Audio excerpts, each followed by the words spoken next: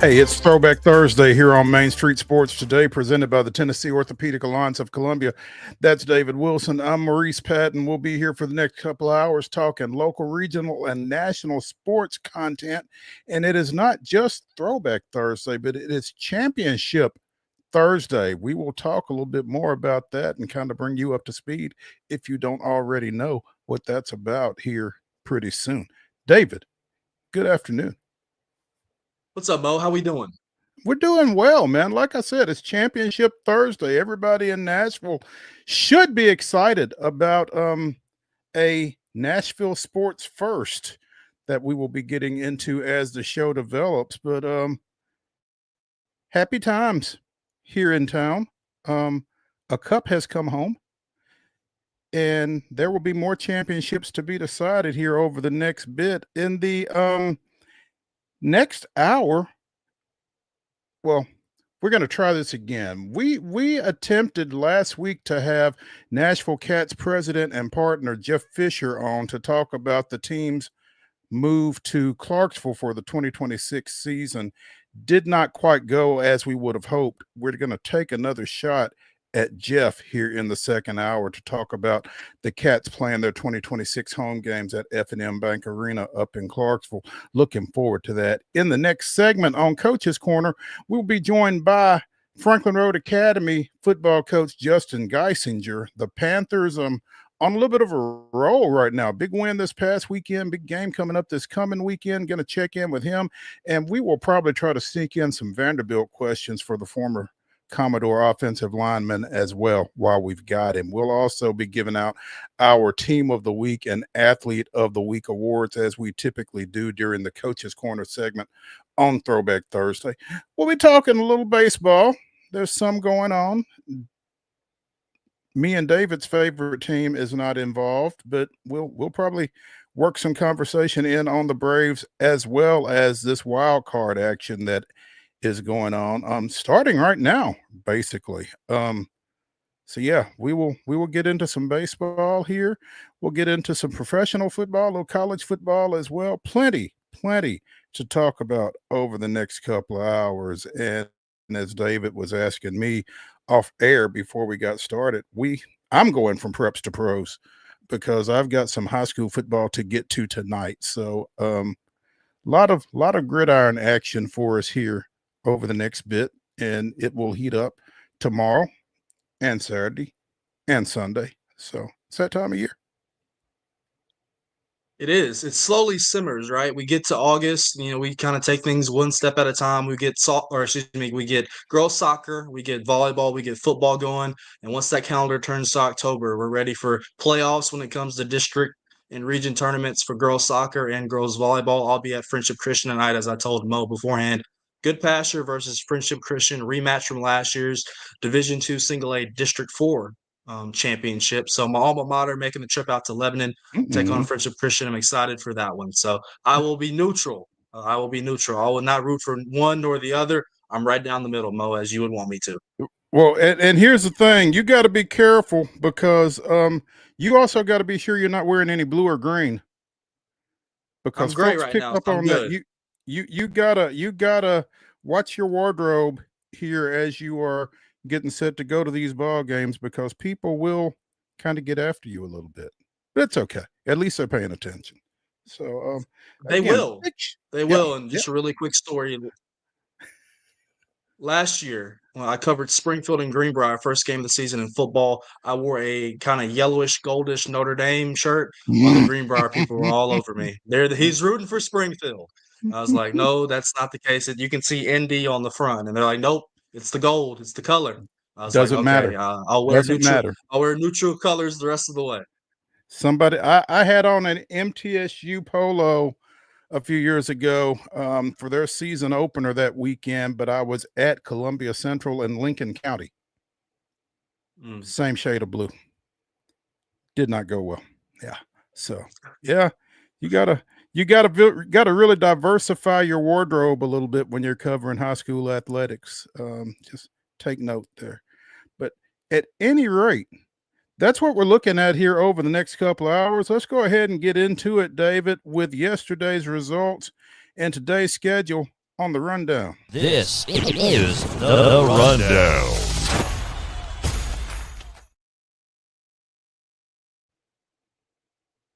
Ready to roll? Go.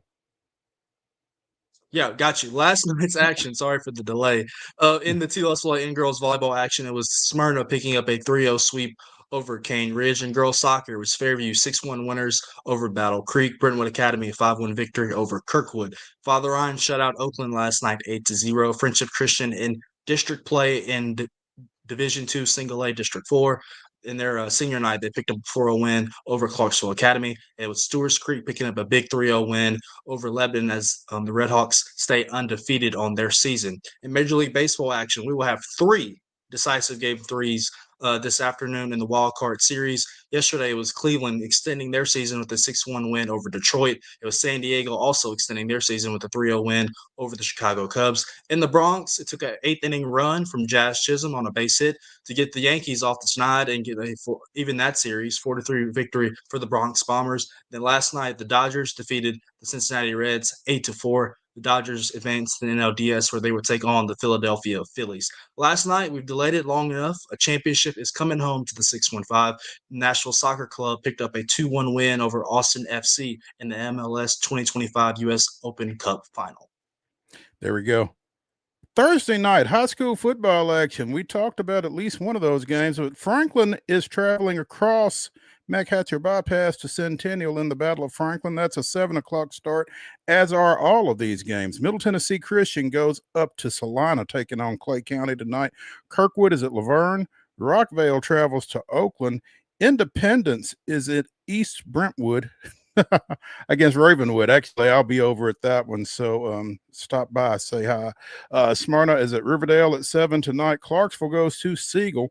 Blackman is at Stewart's Creek. And in the Main Street Preps game of the week, it will be East Nashville at Stratford. Wade Neely and Casey Patrick on the call for this one on Main Street Radio. Be sure and check them out. 7 o'clock start there. Volleyball action this evening, starting at 4:30 when Providence Christian Providence Christian plays Middle Tennessee Christian. Not sure where it is, but they're playing. Spring Hill is at Cascade at 5. At 5:45, it's Battleground Academy at Franklin Road Academy. Collinwood is at Hampshire at 6. Marshall County goes to Murfreesboro Central at 6. Also at 6, it's Eagleville at Siegel. Gallatin is at Beach. Columbia Central is hosting Lincoln County. Mount Pleasant goes to East Hickman. Battle Creek travels to Forest. Zion Christian is hosting Perry County at 6:15. Good Pasture is at Friendship Christian. David, what time? 7 o'clock. 7 o'clock start. Good Pasture at Friendship Christian. Also, start times undetermined or unknown to us, but Giles County travels to Community, and Lewis County is at Summertown. Girls soccer action tonight, 4 o'clock first touch for Friendship Christian at Christian Community up in Sumner County. It's East Robertson at Allen County, Kentucky at 5 p.m. Grace Christian Franklin making the trip over to Franklin Road Academy at 5 o'clock start and some district play right there. 5 o'clock starts for the following: Stratford at Hume Fall, Good Pasture at Overton, Franklin County at Murfreesboro Central Magnet. 5:30 starts for Republic at Glencliff, Isa Harding at Hunters Lane. Tullahoma at Kip Antioch Global, McGavick at STEM Academy.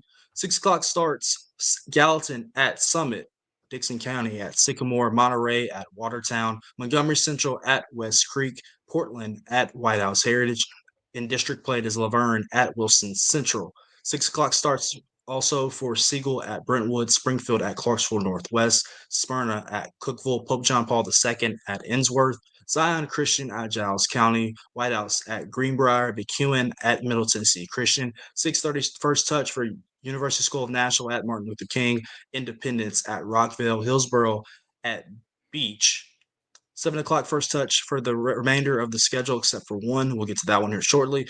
Nolensville at Blackman, Battle Creek at Franklin Christian, Rossview at Hendersonville, Clarksville Northeast, making the trip to Paris at Henry County, Riverdale at Lebanon, Station Camp at Liberty Creek in district play, Columbia at Lincoln County, also district play right there, and a 7:15 start for Green Hill at Ballard Collegiate. In Major League Baseball, as I mentioned, decisive game threes today in the MLB playoffs in the wild card round. It is Detroit at Cleveland. That game should be underway right now on ABC. It is in the top of the first inning with nobody out.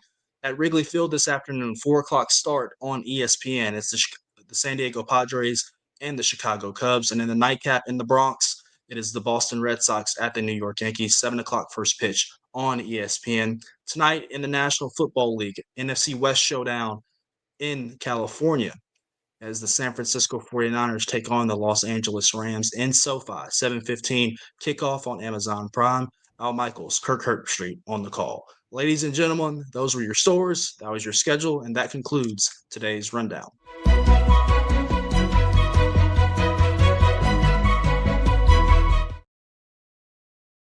Your top story is always brought to you by the fine folks over at Piggly Wiggly and Neely's Mill in Columbia. Be sure and check out their delicious daily deli lunch options, and they are delicious. Available from 11 a.m. until 6 p.m. Also, their hand-cut meats, and everything is cost plus 10% at the cash register. Piggly Wiggly, Neely's Mill, Columbia, bringing you our top story. As we've mentioned, the boys in gold bringing home the U.S. Open Cup Tournament Championship. This is, and I want to make sure that I get this right because the phraseology is everything. The Nashville Soccer Club is the first Tennessee Major League sports franchise to win a championship. Yeah, don't discredit the Nashville Sounds. And they're not the first professional team. They're not the first team to win a professional championship, but they are the first major league team as a member of Major League Soccer. Because again, the 2005 Nashville Sounds did win the Pacific Coast League championship. Now, the Nashville Sounds are a minor league team. They won a minor league championship, but it is a professional championship. Those guys do get paid. Some of them pretty well. But the Nashville Soccer Club, the first major league sports franchise in Tennessee to win a championship with their 2-1 win last night against host Austin Football Club. And it was 1-1 at the half, picked up a goal in the second half. And penalty kick. A penalty kick by Sam Surridge before he got ejected for his second yellow card. So, at least he did his damage before he departed. But Honey He got an Mukhtar, early start on the celebration. He just went ahead and prepped the bottles for him. He just, I'll get in there first, boys. I'll see y'all in there. Yeah, finish it up. I got you here. Finish it up. But yeah, Mukhtar gets him started early, scoring in the 17th minute, and then Austin managed to even it before the break. But again, Surridge with the big goal there in the second half that stood up and got a yellow card for time wasting of all things. That I didn't get to see the game, unfortunately. I was otherwise detained last night. Okay, I was at the Grand Ole Opry House watching John Baptiste, but anyway, didn't get to see the game. But this is exciting stuff, man. You only win your first championship one time. And so congrats to everybody involved with the Nashville Soccer Club for this accomplishment. I mean, it's a great big deal, really. And it's their first road win in almost 2 months, going back to late June. So July, August, almost 3 months. Basically 3 months. Good time for it. Yeah, I appreciate Villar Shabilla, friend of the show, stopping by yesterday in his sunglasses, looking good from outside his hotel to talk to us ahead of the U.S. Open final between Nashville SC and Austin FC. And I asked him that question, anytime you can have a first and be the first team to win a championship, it means more and it's special. Yes, this is not the MLS playoffs. This is not the MLS Cup championship, but it's still a championship. And as he kind of elaborated, in soccer, there's multiple championships that you can win. And you want, anytime there's a tournament, you want to win it, Mo. We made fun of Adam Silver with the NBA for the in-season tournament, but it's a championship, right? And if you're a competitor, you want to win those things. In hockey, you want to win the President's Trophy. You want to be the best team. in the regular season, so those things matter. And so anytime you put the opportunity like this in front of competitors and for, an organization looking for something, it's that juice. It's nice to see. And, credit to the Nashville fans, heard over 200 from Villars making the trip during the middle of the week on a Wednesday down to Austin to see this. So they were richly rewarded for their sacrifice and their travel. Absolutely. And, I've not been to Austin, but from everything I hear, any excuse to go is a good one. If you got a chance to go and root for a team trying to win a championship, that's a good one there too. And so they got to enjoy Austin, and they got to enjoy the full experience of being out there and supporting their team winning a U.S. Open Cup championship. So big ups to those fans that did make the trip. Hanging around with Valère and with Wade has really kind of expanded my soccer knowledge. And you spoke to the multiple championships that are available through soccer, and Nashville played its way to the Leagues Cup finals. I think it was a couple of years ago before they lost to Inter Miami. But, when you're trying to balance winning one of those and trying to win an MLS championship or keep yourself in contention for an MLS championship, there's a lot of roster manipulation and balancing and, load management and that kind of thing. And,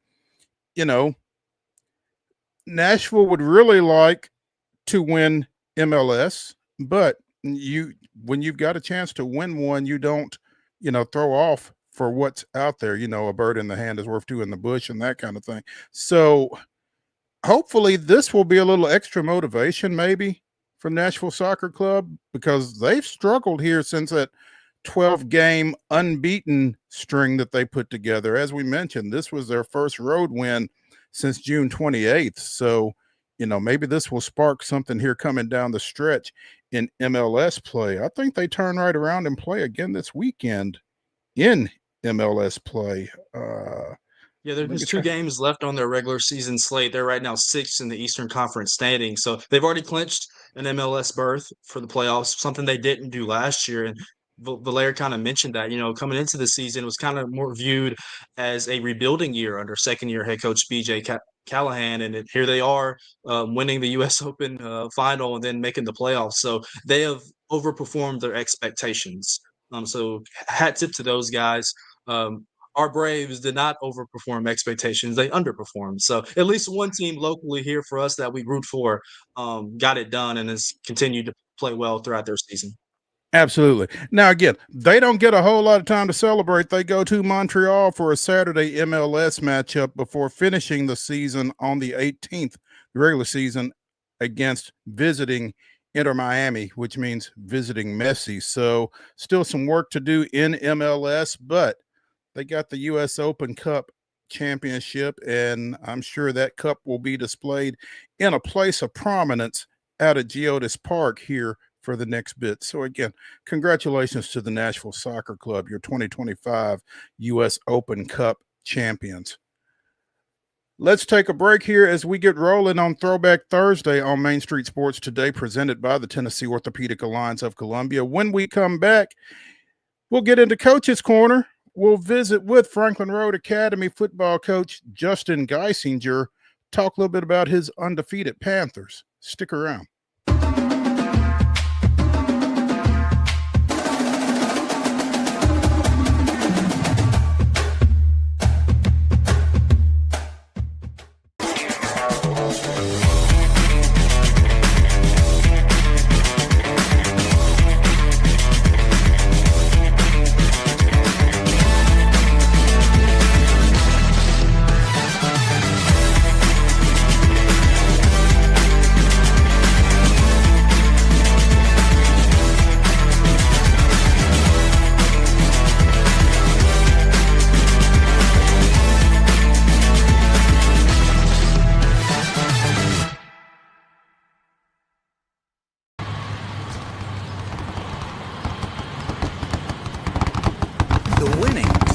Closer. All new Sportsbook, the latest gaming machines, live horse racing, and more. The Mid-Gaming Hall, Kentucky Downs. Winning just got closer.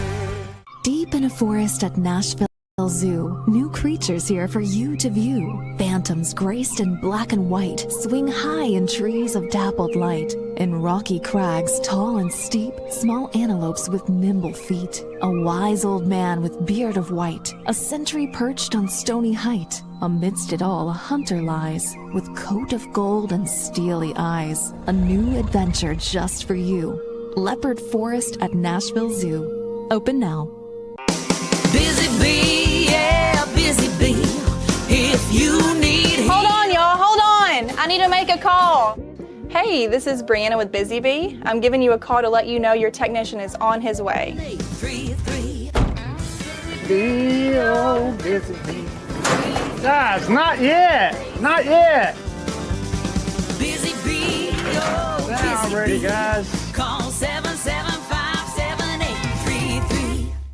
Custom Stone Handlers supplies over 600 distributors and suppliers with quality stone products. Along with Riverstone, we produce and distribute over 100 building, landscape, and other bulk products.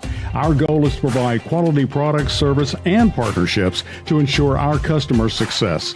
We firmly believe the measure of any person or company is how you treat other people and customers. Give them a call at 931-490-4990 or visit CustomStoneHandlers.com.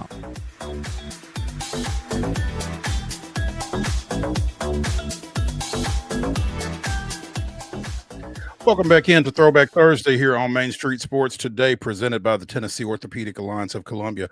I'm Maurice Patton. That's David Wilson. Joining us now here on Coach's Corner, Justin GEISINGER, fourth-year Franklin Road Academy coach. The Panthers undefeated following last week's win over Battleground Academy. Some people would tell you it was an upset. I'm sure Coach GEISINGER would say otherwise. But Justin, good afternoon. Thanks for joining us. Absolutely, guys. Thanks for having me on. Absolutely. Hey, talk to us a little bit about that game. I mean, again, BGA coming off of a runner-up finish last year in Division II AA and had kind of been running roughshod a little bit to this point of the season. Sure. What did you feel like was going to have to take place for you guys to get them this past weekend, and how much of that actually happened? Yeah, I mean, really, our approach is the next game approach. I mean, it happened to be the next game, as we kind of were hitting that mid-season mark. And, our goal is to try to be our best come November. Last year, obviously, that's a team, yes. You could say some of our players had it circled, being a team that knocked us out of the playoffs and after beating them in the regular season. But for us, we don't talk a whole lot about wins and losses in our program. Those things are out of our control. We really just talk about our response throughout the course of the night. We know BGA is a really talented football team. They're well coached. We knew they were going to come in with a good plan.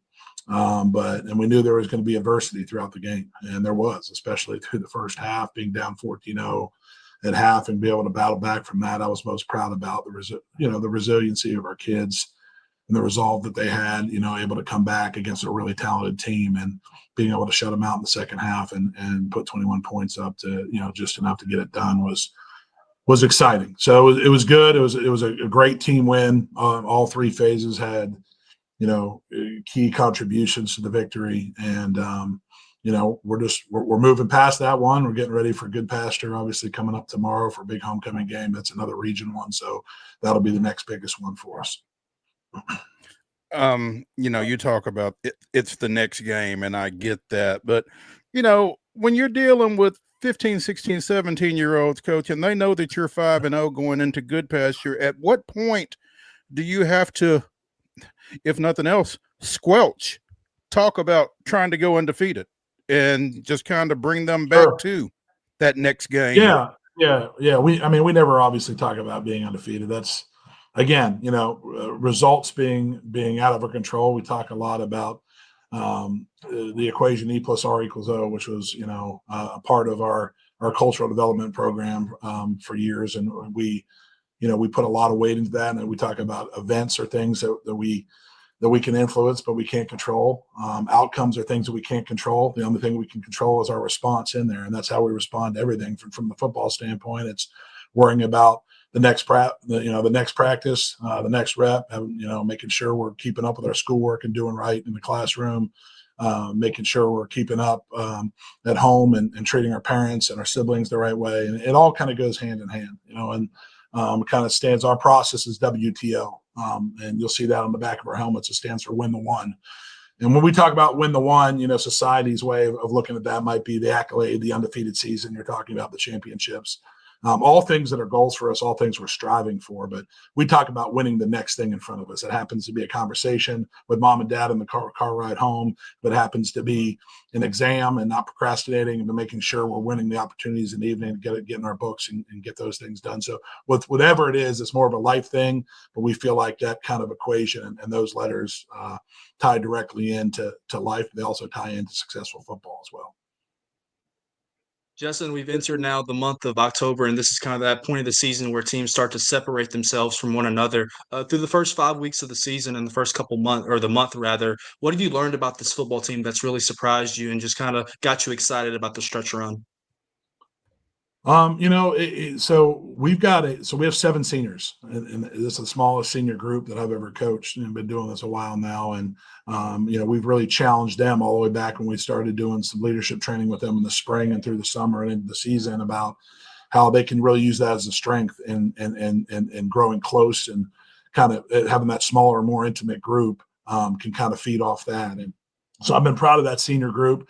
I don't want to say I'm surprised by them. We have some really good, talented players in that group that have contributed a lot of years for us, but they've done a really good job there, kind of taking some things from last year's group. That was a talented group, and really learning and growing from those guys. And then, but really, we're getting to that part of the year where you go through a lot of our exit meetings from last year with all our players, and they felt like we got to later in the season and closer to playoff time, and the monotony of football, the routine of week after week, of being able to handle that with maturity. And that's what we're really trying to work on as we kind of hit the back half of the season and get into playoff time, is to be playing our best football come that part of the year. And, I think our guys felt like have that little sour taste in their mouth from the semifinals from last year, and maybe doesn't feel like we had our best game. And yeah, we had some injuries and some things, and you can point fingers at a lot of things, but the guys really feel like we could have done a better job from that standpoint as we got late in the year. So that's what our focus is going to be, is as we push to have that next week just be our best game. And that's all we're trying to do, regardless who we're playing, regardless if it's in region, non-region game that we still have left. It doesn't matter. We're just trying to be at our best that next week. Now I have another one here. I know you don't like to focus particularly on individuals. You guys are a team from start to finish, but you have one of the best talents in the mid-state with Amari Sanders. What makes him so special and so unique, and just an overall great football player? Yeah, I mean, I think from what you've seen from him as far as his talent, kind of shows itself with how he plays. Yeah, unbelievable. Probably the best game I've seen him play. This past Friday night. Key takeaway in the game, and he's contributing significantly now on both sides of the ball, and especially really all 3 phases.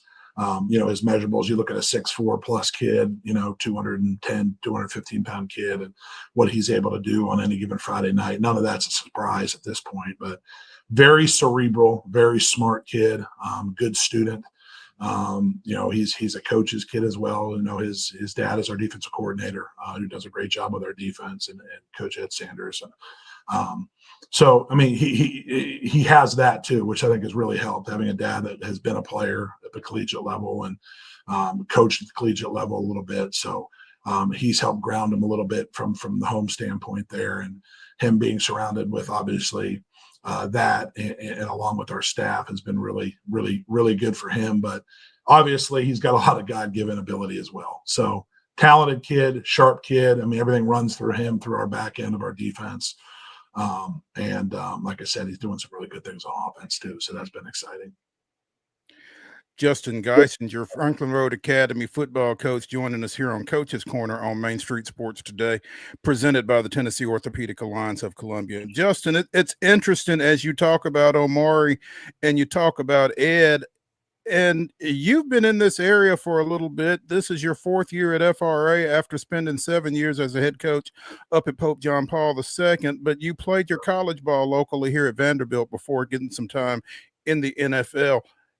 Yep. As a local native myself, it feels like the level of coaching has really ramped up in this area over the last 10, 15, 20 years. You're talking about guys who have played this game and played it at a high level. And no disrespect to anybody previously, but just it feels like that impact. Again, when you talk about you and your background, you talk about Ed, who played and starred at Maplewood, played at Tennessee State, coached at Tennessee State, you know, and with Omari, obviously the apple doesn't fall far from the tree, but it just feels like there are more guys like y'all on more staffs across Middle Tennessee that are kind of helping raise the level of play across Middle Tennessee football. Just what do you see as far as that goes? Yeah, I mean, there's no question. I started coaching high school football out of playing, started, when I was up at JP2 in 2010. And from then until now, I guess 15 years removed, you're absolutely right. I mean, the level of coaching, the level of play, I mean, especially, I've been in Division II this entire time, but whether it was in 3A or 2A now, but the coaching's always been good. I think it was always been the best football in the state. Yes, I would agree. It has ramped up quite a bit. Every given week, every team's trying to elevate their programs, on and off the field with the things they're doing, with the coaches they have, with the players. Obviously, the talent is all over the place in Nashville football in general. I mean, in Division II for sure.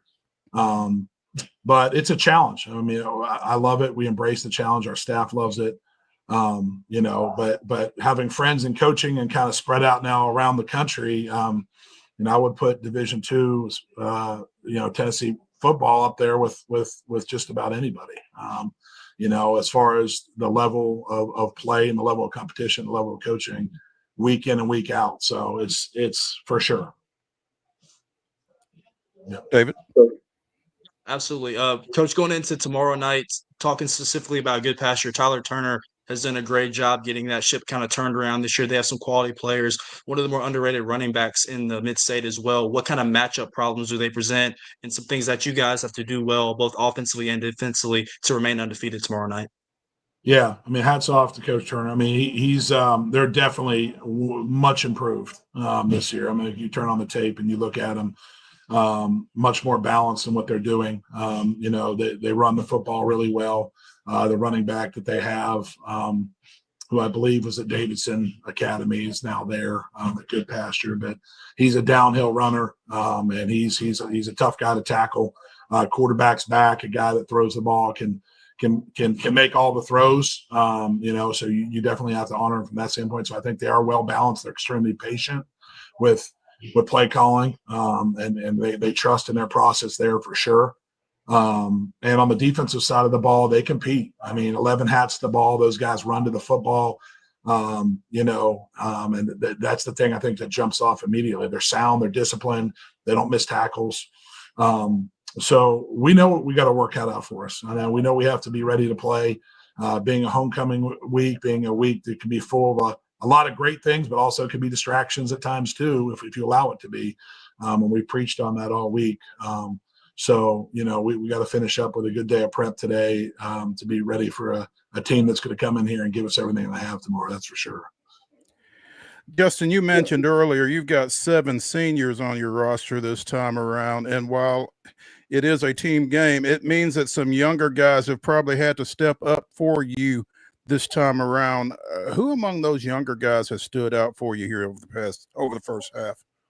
Well, I mean, there's been a lot. I'm an O-line guy, right? So to start with that, I mean, we have a freshman center, and Willis Beard, who stepped up this year. And it's hard. I think it's hard to be a freshman and play varsity football in this league, period, let alone when you're up front in the trenches. So he's somebody who had to step up there, a position group for us. So we were banged up early in the year, in the preseason, through the summer and in preseason, in that position group especially. So we hit adversity early there, and we had to kind of figure some things out, and he's done a great job there. So that's one I would point out there for sure. But several. I mean, there's several freshmen. You look at our defensive front right now, and we have two freshmen in Dylan Booker and Jackson Hanold that are both contributing and playing a ton of meaningful reps there. But we have right now we have about 5, maybe 6 freshmen that are contributing significantly for us on Friday nights, which, that's hard to do in Division II. But at the same time, we feel like it'll be good for our growth and our long term as well with those guys as they get some really meaningful experience. That's just what I was sitting here thinking, Justin. When you can mix that many freshmen in on a team as successful as you all have been to this point, you can build for the future and build for right now at the same time. That's kind of a win-win situation for you, I guess. Yeah, no doubt. And I mean, I think, at any point you want our guys to kind of come up through the system, and there's going to be a lot of guys that are playing junior varsity, which we take very seriously. We schedule a full 10-game season for those guys, and they're coached by our entire staff. It's not one of those things we're sending a couple coaches to coach JV. Our entire staff's up there. We film it. We treat it the same way we do a varsity game, because a lot of those guys that are taking meaningful reps as us is, our past might be different than a guy that plays as a freshman. We might have a guy. I mean, you look at our quarterback from last year, and Roman Mahlerwein, who was a first-team All-Region selection. He started JV as a junior and was a first-team varsity starter, All-Region quarterback as a senior. So if that shows anything, so we have guys kind of all over that spectrum, that we're trying to develop, that we know are going to be guys that are going to step in maybe as juniors or seniors, and then kind of like this year in some holes, some guys that we have some physically mature and ready freshmen that were able to fill some holes for us earlier. But it's kind of the whole scope that we look at the program as we're trying to build our roster.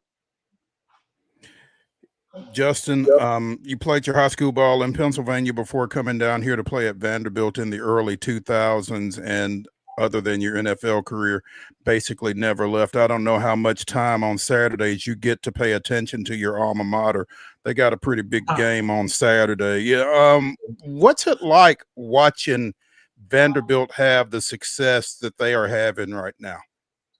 It's been amazing. So, Coach Lee and I graduated together at Vandy, so same year. So, I still remember, I tell the story a lot, but back when he was GAing, I think it was South Dakota State at the time, and, living in a small apartment up there, just trying to get by as a GA. And I remember him telling me, I'm going to be the head coach of this place one day. And that was my first year with the Buffalo Bills. I was back training in the weight room, and he just happened to be back home visiting. And of course I was like, man, that's awesome. And not that I ever doubted him. And then you see him take a step here, a jump here, then he's at Notre Dame as a coordinator. And then, all of a sudden there he is as the head coach of the Commodores, and the job he's doing is phenomenal. I knew he was the right guy for that hire, as soon as that decision was made. And, I knew that, you talk about a cerebral guy, smart guy. He knows exactly what he's doing and how he's doing it and how he's building it. And, it's been fun to watch. And I'm proud to say I was, a teammate of his and a Commodore. Franklin Road Academy football coach Justin GEISINGER joining us here on Coach's Corner on Main Street Sports Today. Coach, we appreciate you taking some time with us this afternoon. Wish y'all luck this weekend, and we'll be keeping up. Thanks a bunch, guys. I appreciate it. Thank you.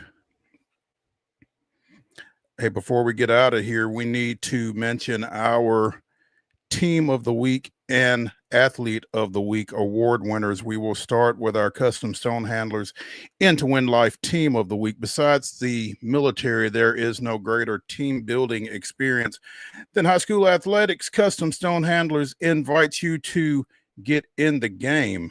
Our Into Win Life Team of the Week is the Summit Girls Golf Team, finishing third in their district tournament last weekend, led by Cameron Poirier, Poiror.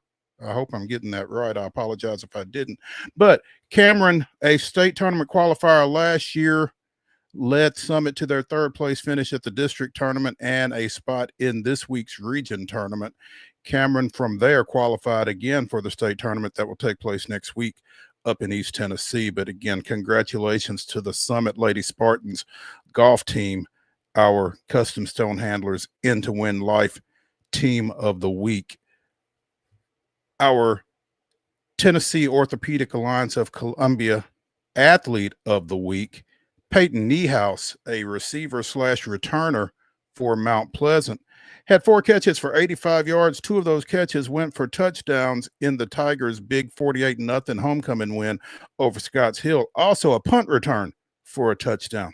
So 3 touchdowns in a huge homecoming victory in Region 5 2A play for Mount Pleasant senior Peyton Niehaus, our Tennessee Orthopedic Alliance of Columbia Athlete of the Week. Congrats to him and to the Summit girls golf team as well, our weekly awards winners. Let's take a break as we continue here on Throwback Thursday on Main Street Sports Today, presented by the Tennessee Orthopedic Alliance of Columbia. When we come back, we'll get into a little baseball. Stick around.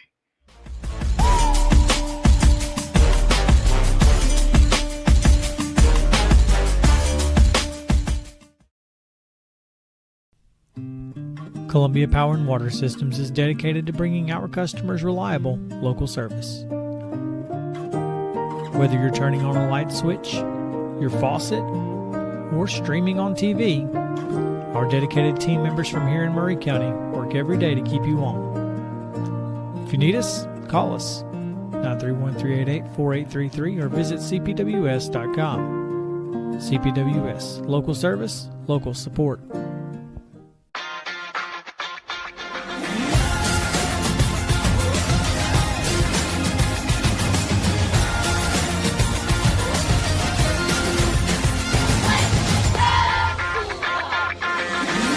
Zion Christian Academy at zioneagles.org or 931-388-7531. You can schedule your appointment to visit their beautiful campus. Again, zioneagles.org or 931-7531 to schedule your visit today.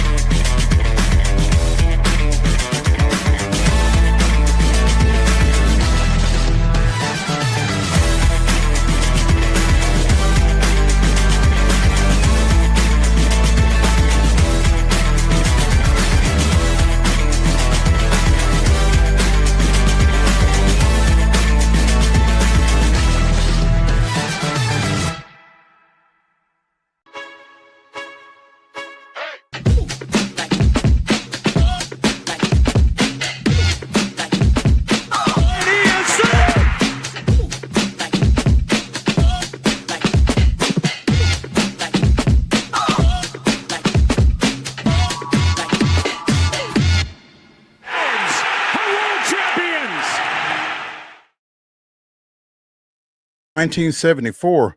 Among the 13 Atlanta Braves hits in a 13-0 season finale victory over visiting Cincinnati was a 7th-inning solo home run by Hank Aaron. It was his 20th of the season, the 736th of his career, further extending his all-time record, and his last as a Brave, as he would be traded over the offseason to the Milwaukee Brewers of the American League. The homer was also Aaron's 3,600th career hit, adding to a total that yields one of the greatest stats in sports. Take away all 755 home runs, and he'd still have more than 3,000 hits. That was this day in Braves history. End of an era, obviously. He helped the Braves move to Atlanta and kind of become the crown gem of professional sports in the South when they did that in 1966. Spent 10 years with the Braves in Atlanta before that. So obviously one of my favorites. So anytime we can get a this day in Braves history that involves Hank Aaron, it's a good day. Game 3 of wild card action. Cleveland and Detroit are tied at 0 heading into the bottom of the third at Cleveland. As David mentioned during the rundown, we got 3 winner-take-all series here, and the Dodgers had a little drama, sounds like. Came back from down 2-0, took a 7-2 lead against Cincinnati. Cincinnati tried to do something late, but the Dodgers closed out the Reds in 2 games out on the West Coast, winning that one 8-4 last night. Detroit and Cleveland playing right now. San Diego and the Cubs start at 4 at Wrigley, and The Red Sox and Yankees start at 7 in Yankee Stadium. The Yankees having to stave off elimination last night. David, it feels like to me that the Yankees are probably the most desperate because Aaron Boone has kind of had some missteps here over these last couple of games, and they might be ready to run him out of the Big Apple if they don't get it done here against the Red Sox. Yeah, absolutely. That was a name that I've heard just listening to Sirius XM radio, just, plugging through the baseball channels this afternoon that, his job might have been on the line last night. Well, it's probably going to be on the line again tonight. Against the Red Sox team, that traded Rafael Devers early in the season, we're thinking there's no way the Red Sox make the playoffs. Craig Breslow, their GM, give him credit. I know a lot of people were calling for his job earlier this season, and he said, just wait. We're going to be a better team, and we're going to make the playoffs because of it. Here they are. This is a team. They don't even have Roman Anthony on the field. Garrett Crochet absolutely dominated, retired 17 straight at one point the other night. So I told Calvin this yesterday, man, if you love pitching, you've seen some really good pitching the last couple of days. Tarek Skubal in game one of that Detroit-Cleveland series, absolutely phenomenal. Carlos Rodon and Brian Bale battled yesterday. Max Fried battled Garrett Crochet. So we've had some really good pitching matchups. So I'm excited. There's nothing better in my mind than playoff baseball. And I hate that I can't be at home on the couch tonight to watch that Yankees and Red Sox game. I told you earlier this year, I think the Padres and the Dodgers have kind of surpassed them as of right now when it comes to one of the best rivalries in Major League Baseball sports. But historically, there's nothing better than Red Sox Yankees. Those two teams, there's so much even postseason history between those two. So they will add another chapter tonight. Without question. And you mentioned those great pitching performances that we've seen to this point in the wild card round. And you mentioned Max Fried among those, and the fact that he didn't get to go any further in his than he did was one of the things that has kind of has Aaron Boone in the crosshairs for a lot of people. I mean, 6 in the third inning, 6 strikeouts, scoreless, and he hooks him, and then all hell breaks loose with Luke Weaver coming in and giving up a couple. And next thing you know, the Red Sox get out with a 3-1 win. Overmanaging. The game has changed. The game has changed, Mo. When before, back in the day, I'll just say this: when the Braves were making their run in the '90s, that you got to fortunately witness and watch, Mo. You probably had some great times then. Obviously, they didn't cap it off as much as we wanted, but just some great times and some great players. Pitchers went 6, 7, 8, 9 innings. I mean, Jack Morris against the Braves in the '91 World Series, he said, "Give me the 10th inning." And I would go out there. It's changed now. We live in the world of that super bullpen. I mean, if you think about the Padres right now, all they want their starters to do is get us through 5 or get us through 6. We're going to roll Mason Miller out there. He's going to throw 104 right down the middle. And they're going to roll Jason Adam out there, and they're going to roll Robert Suarez out there. And we just live in the world now of the bullpen. These guys are throwing harder than ever before. So starters are not asked to go longer and save themselves. They're saying, go out there, give me your best bullets for 5 or 6 innings, and we're going to turn that thing over to the bullpen. We live in the world of analytics now, too. It doesn't they don't like pitchers facing that lineup the 3rd time through the order, the 4th time through the order. It's just the game has changed from what you grew up watching. And it's a tough paradigm shift for me, because my thing is, if a pitcher is being effective, it feels like the best indication of future success is past history. And if a guy is getting guys out, I trust him to continue to get guys out, and you talk about super bullpens, and that's fantastic, but you better damn be sure you've got one, because the Yankees didn't have Mason Miller coming out. They had Luke Weaver, and he got touched up. And the next thing you know, Max Fried is staring at a no decision, and the Yankees are staring at a loss. And Aaron Boone is staring at needing to win 2 games to keep his job. I mean, I was listening to that too, going back to your talk about just Aaron Boone and, is he going to be on the outs? It takes a special manager, whether it's the Mets or the Yankees, to manage a team in New York, just to be a coach, whether it's the NBA, NFL, baseball, be a manager. The New York media is relentless, and they will question every single little thing that you do. So it's going to be interesting tonight. For me, I'm not a Yankees fan. I would lean more towards the Red Sox. But I will say this: if Aaron Boone somehow found himself with a job opening, I definitely think that would be somebody that the Braves should at least entertain and ask, because he's managed, successful players, been to a World Series, had been to the playoffs, and I think that the Braves would definitely need to look to somebody like that to maybe talk to about their opening. You obviously have looked at the run of show, but B, that's a an interesting hypothetical there. If Boone hits the market, there are at least 5 openings right now, including Atlanta, also San Francisco, Minnesota, Texas, and the Angels are without Don't forget about managers at Baltimore. this point. Well, have they said? I mean, Baltimore, Colorado, and Washington all made midseason moves.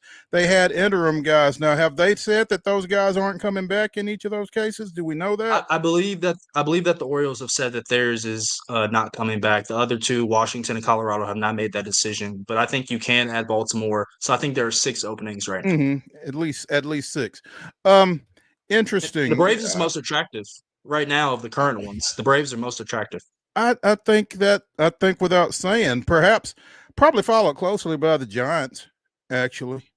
But my concern with the Giants is you just got rid of a pretty good manager in Bob Melvin. He didn't have necessarily the success that you wanted him to have, but I'm not sure that was all necessarily on him either. So I think it's going to be intriguing to see what they do, but it's certainly going to be intriguing to see what the Braves do in the aftermath of Brian Snitker, who got a truck, got an all expenses paid trip to Hawaii, and he's been assured that he will be inducted into the Braves 2020 part of the Braves 2026 Hall of Fame class, I think was what was being reported yesterday. So, those are some lovely parting gifts, I guess. Yeah, I would say so.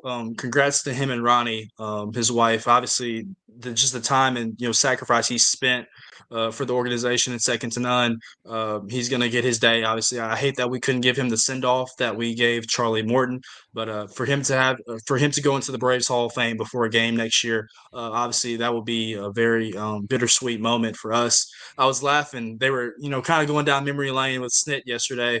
And they were laughing at one point. They asked him one day when Ronald Acuna was kind of battling some injuries, "How's Ronnie doing?" And he was like, "Well, she's good. She's back at home. She's doing well." They're like, the other Ronnie." So he's like, the other Ronnie. The other Ronnie. So we'll miss Snit, one of the good guys in the game. And we've kind of talked about this on the show, Mo. It was time. The Braves are kind of at that fork in the road right now with the current roster that they have, where it was time for a new voice, and we'll see what direction they will take. I'm sure you have some thoughts on who their next manager should be. For me personally, I just wish it would be somebody that maybe is not in the organization right now to give them a new perspective and a new opportunity. I think that anecdote says a lot. No, Snit, the other Ronnie. Yeah, the one that you dropped to 7th in the batting order at one point this season. That Ronnie, that's the one that we're asking about, with all due respect to Mrs. Snitker. Pretty important player, a pretty important player to the Braves. I mean, best player on their team in my mind. In most people's mind. And, to that point, if he's healthy, he hits no lower than 4th in any Braves batting order to anybody that, anyway, looking at a online sports book that has handicapped the Atlanta Braves next manager. David, I want to get your thoughts on some of these names. According to this particular sports book, Mark DeRosa is the favorite, followed by Walt Weiss, David Ross, Freddie Gonzalez, Skip Schumacher, former Vandy boy Ryan Flaherty, who is now the bench coach for the Chicago Cubs, who are in the playoffs. Former Brave. That's right, for a short period of time, but yeah, former Brave. Former Cardinals catcher Yadier Molina, ex-Nats manager Davey Martinez, former Brave. Ex-Orioles manager Brandon Hyde, current University of Tennessee coach Tony Vitello, Bud Black, who was fired as the Rockies manager earlier this year, and Georgia native George Lombard, who is on the coaching staff of the LA Dodgers, but has been a coach in the Braves organization as well. And again, Georgia native, former two-sport star coming out of high school. And it really quickly, his son is going to be one of the top picks in next year's draft coming out of high school. I'll say this. It's a balance, right, Mo? I do not necessarily want a first-time manager managing this team. I want somebody that's been in the fire before. So, of those names, I think Skip Schumacher, who's led a team to the postseason, a team that, by the way, did not have the resources that we have. Miami, I mean, forgive them. They say they want to win, but they really don't want to win. They don't put the money into the team. I think Skip Schumacher could do some damage with us. That being said, he has the inside track to the Rangers job. So we will see how that goes. He is in the Brandon Rangers Hyde front is office right now, right? He is, correct. Brandon Okay, Hyde is okay. interesting because you could easily say he led Baltimore to its height. And you could say that Baltimore's front office was the reason why they kind of piddled away because of not making the right moves. I don't like Freddie Gonzalez. He's had his time. David Ross is interesting. He's been very open. Somebody wrote yesterday, I want another crack at this thing. And, he's a former Brave, fits that mold. Catchers normally make really good managers most time. DeRosa, he's always going to be a name. Obviously, a former Brave, lives in the greater Atlanta area. He said some things, though, this past season about the Braves that I feel like are unforgivable if the job was open. Some things that almost should disqualify him from the job, to be honest. Yeah. About one Ronald Acuna Jr. and players making too much money. Can't say that, then walk in that locker room in my mind. You made the comment that you would like to go outside the organization. I feel likewise, which to me kind of disqualifies, like you said, Weiss. And I like Freddie. I thought Freddie did an admirable job the first time around, but I think, to your point, I think a new voice is needed. I think we need somebody who's, if they have any connection with this organization, it's been a while ago, which is why I kind of fall in the David Ross camp here. I'm a little surprised that Ron Washington isn't mentioned. It might be an age thing, as you and I talked about in a text exchange yesterday. My ideal situation, and I don't know if Wash would go for it, but my ideal would be for it to be Ross with Wash coming in as his bench coach. Now, again, that might not be the thing.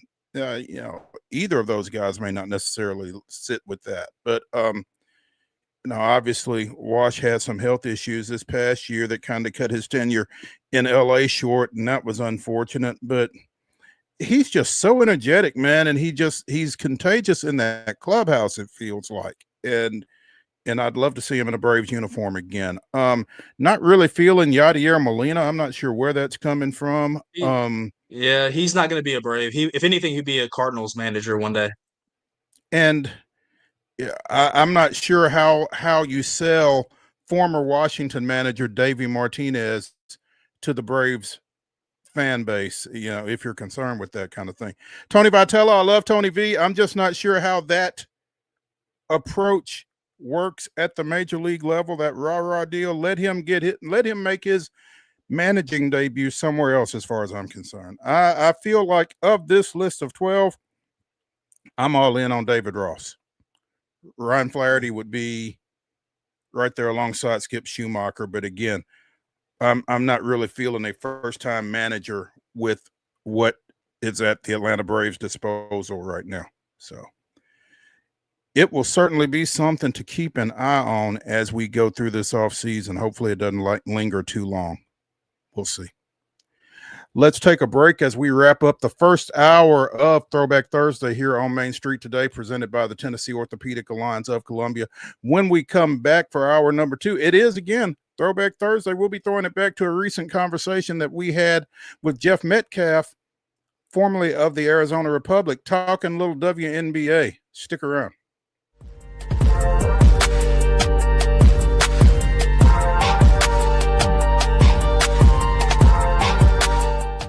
Jones & Lang Sporting Goods here in Columbia has been outfitting teams, officials, and anybody else from T-ball to college for 50-plus years. Be sure and check them out at 931-388-8060 or online at jonesandlang.com. Jones & Lang Sporting Goods, the look of a winner. Zion Christian Academy at zioneagles.org or 931-388-7531. You can schedule your appointment to visit their beautiful campus. Again, zioneagles.org or 931-7531 to schedule your visit today.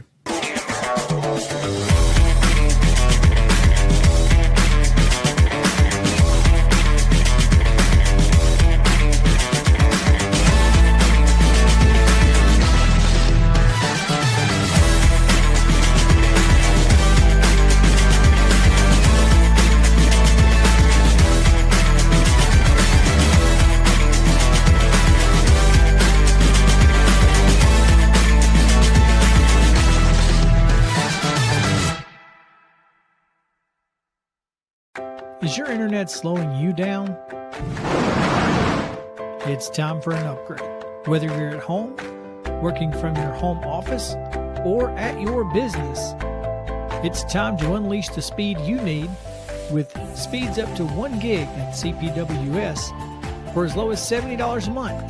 Give us a call, 931-375-7777. Local service, local support, CPWS. Piggly Wiggly, located in Neely's Mill Shopping Center, is Columbia's locally owned and operated Cost Plus 10 grocery store dedicated to serving the community with low prices and smiling faces. Piggly Wiggly offers fresh, hand-cut meats daily as well as daily hot plate lunches from their deli counter. You're certain to see smiling faces and a helping hand when you're here at Piggly Wiggly. Come by and check out our fresh produce, high-quality meats, and more. Down home, down the street, we'll see you at the Pig.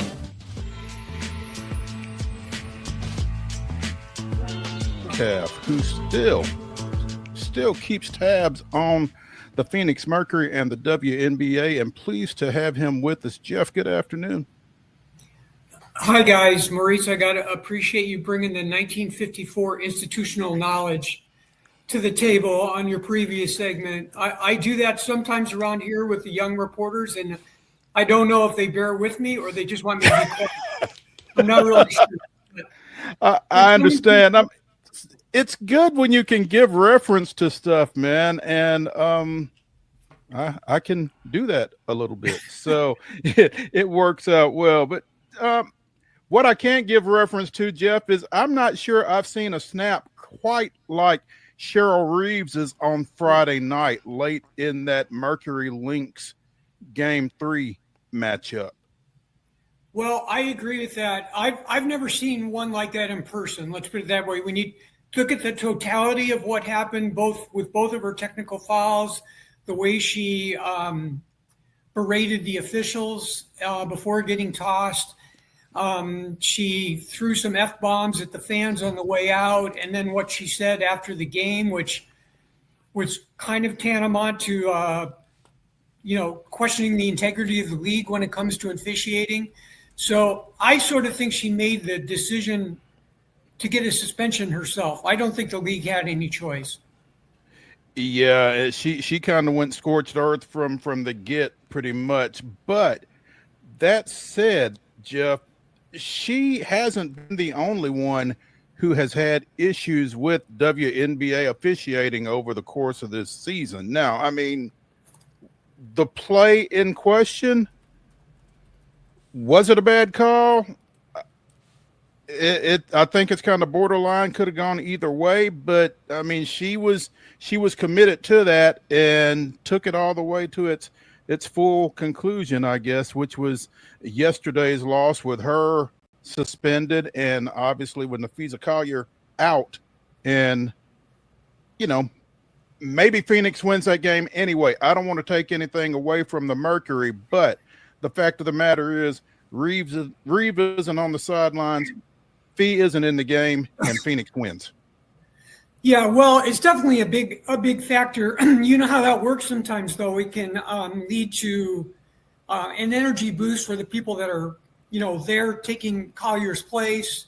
Eric Thibault was the acting head coach. He's been a head coach in the WNBA before. So they did have, I would say, some things going in their favor, which played out at the beginning of the game. They went ahead 12-1. They later led by 14. Going into the fourth quarter, they led by 13. So it wasn't like they rolled over and weren't competitive in that game. And I guess you got to give the Mercury credit being down 13 and then scoring 31 in the fourth quarter. And, you know, in the second game in Minnesota, they came back from 20 and won that game. And Collier was playing and Sherrill was on the bench. So, you know, really, I think it's a bit of what Minnesota was missing, but it's also what Phoenix is doing right now. There you go.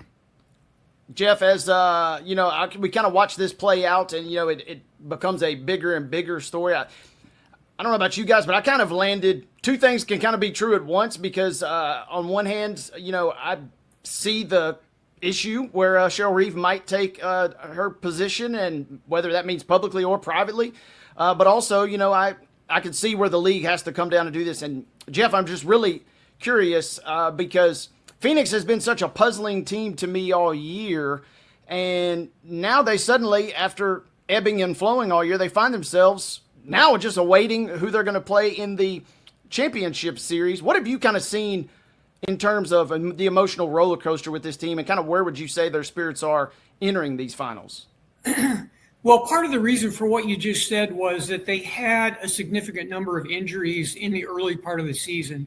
They didn't really have their quote-unquote big three together until the middle of June. And then even after that, they had Satu Sabali miss games on both sides of the All-Star break. So trying to kind of mesh this new post-Diana Taurasi, Brittany Griner era together, everybody here pretty much thought they've got some really good pieces, but you didn't get to see it in its totality until we got to, I would say, probably late July, early August. And then at that point, Nate Tibbetts, who's in his second year at the head coach, pretty much just reduced his rotation down to 8 players. And they've had a number of role players off the bench that have really helped them during this period when players were out. But he pretty much said, look, we got to get our 8-person rotation ready as soon as we can. And remember, he's kind of coming from an NBA background too. So he's probably got a number in his head like, this is the number of games when we need to kind of narrow it down and get ready for the postseason. So then at the they had a nice 6 or 7 game win streak late in the season. Then they rested some people and ended up losing the last 3 regular season games. But that was more like, we're locked into the number 4 seed. It doesn't really matter. We're gonna lean on the side of getting some players some rest. And so that's a little bit. They still were 27-17. They won the tiebreaker over the Liberty, and that was important because they met in the first round, and the Mercury got the 3rd game and won that series 2-1. So, you know, that puts you in against Minnesota, the number 1 seed and the team that had been dominant all year long. The Mercury lost that season series 3-1, but they were missing 2 of their big 3 in all 4 of the games they played against the Lynx during the regular season. So it's kind of just a different, more composed and not more composed, but more experienced team with this group of players in the playoffs than anybody saw during the regular season. Well, more on that, Jeff. Speaking of those big 3, you know, Alyssa Thomas, about a month or so ago, right before Asia Wilson really took off, you know, she was a viable candidate to maybe take home your MVP award. I'm curious, we know what she can do, certainly in the regular season. How have you maybe personally, or what have you taken away from her impact now, really just all over the court as the Mercury have now thrust themselves just a couple of wins away from a championship? Yeah. It's been interesting because I told some people before the season started that Alyssa Thomas is kind of player that when you watch her game in and game out, she's on your team, you watch her the totality of the season. That's the only way you really understand what Alyssa Thomas brings to the table. When she was at Connecticut, like for us being in the West, we didn't see enough Connecticut Sun games, I think, to fully appreciate what Thomas was doing with that team. And now we're seeing it. It's kind of like my best comparison would be when the Suns got Chris Paul. You kind of knew here how good Chris Paul was, but then you watch him every single game and you go, oh my gosh, this guy is phenomenal, even at the latter stages of his career. And Thomas she's getting up there a little bit, but she's still playing, prime level basketball. And I'll tell you this, when she gets the ball and she's going coast to coast, they call her the engine for a reason. And you don't want to get hit by the engine, I'll tell you that. So, her speed, just the triple doubles, her vision, all the things she brings to the table. And you could see, if you've watched some of these playoff games, the chemistry that she's got with DeWanna Bonner from when they were teammates at Connecticut. And in that fourth quarter yesterday, the two of them scored 21 of the 31 Mercury points to put that game away. So, you've got Thomas, you've got Sabali, Kalia Copper is in her second year here. Then they brought Bonner in after the failed experiment with her being at Indiana, and then role players around those four. And it's really been rather spectacular to watch, because you wouldn't think that the first year after losing Taurasi and Griner, right, that you would be able to reshape your roster and get to the finals. Jeff Metcalfe, formerly of the Arizona Republic, joining us here on Main Street Sports Today, presented by the Tennessee Orthopedic Alliance of Columbia. Phoenix, again, wins 84-76 on its home court in Game 3, and then closes out the series yesterday with an 86-81 victory to claim a spot in the WNBA Championship Series. And Jeff, you just talked about it. Wade just talked about it. I don't know that this team, this franchise, has gotten enough credit for, accomplishing what they've accomplished this year in the aftermath of Diana Taurasi's retirement and Brittany Griner's leaving as a free agent, going to the Atlanta Dream this year. I think Nick Uren is the general manager here. He's in his second year too. And I think the collaboration between him and Nate Tibbetts they're very much on the same page in terms of what style of basketball they want, what kind of personnel they want. And I think that's part of the reason that they didn't really make an effort to bring Brittany back. I think they felt like, we're going to do the best we can. This even predated the year before. We're going to do the best we can as long as Taurasi is here, to try to put a competitive team around her. But I think they knew all along they wanted the kind of sort of point forward, mobile transition type basketball. They wanted to have Thomas and then surround her with shooters even more than what she had at Connecticut. That's part of the reason she led the league in assists. And, when they started the season, they only had two players back from the previous season. Copper, who had only been here 1 year, and Natasha Mack. Those are the only players who were here in 2024. So that's a pretty dramatic roster reinvention, if you want to put it that way. No doubt. Meanwhile, as you look at that other semifinal series with the Fever and the Aces, the 6th-seeded Indiana Fever, the 2nd-seeded Las Vegas Aces, you feel like that if you are the Mercury, the Fever would be the more favorable matchup, but I'm just not sure that that's necessarily the case. Wade likes to refer to him as the zombie Fever. They've got a full starting five over there in dress clothes from game to game, but they keep finding a way to get it done. I mean, who do you want to see? Now, on the other hand, the other team has the MVP and possibly the best player in the league in Asia Wilson. So it feels like it's a no-brainer, but at the same time, this Indiana Fever team isn't going away, clearly. No, and you got to give Stephanie White and those players that the survivors, if you want to call them that. I think one thing about the Fever is Caitlin Clark takes up so much of the oxygen in the room, and with good reason, because she's such a great player. But I think to some degree, it took away from Kelsey Mitchell, took away from Aaliyah Boston. And people didn't fully realize, oh, yes, we've lost Clark, we've lost Cunningham, we've lost Ari McDonald, Colson. I'm sure I'm forgetting somebody. We lost all these people, but we still got Boston and Mitchell and Lexi Hull and Stephanie White as a high-level coach. And I think that's what people are learning now is, this is how good Indiana is with this group and could have been even better if Clark had been there all year and some of these other players that are out.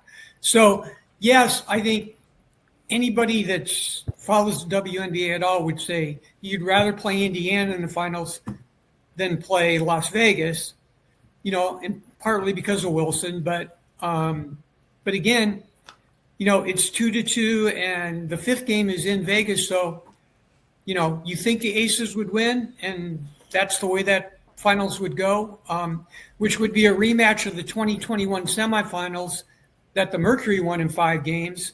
And then they played Chicago in the finals that year and lost to the Sky. I don't think the Sky have been good since then. And Kalia Copper, ironically, was the finals MVP in 2021, and now she's here. So, there's some interesting connections there, if that's what it ends up being.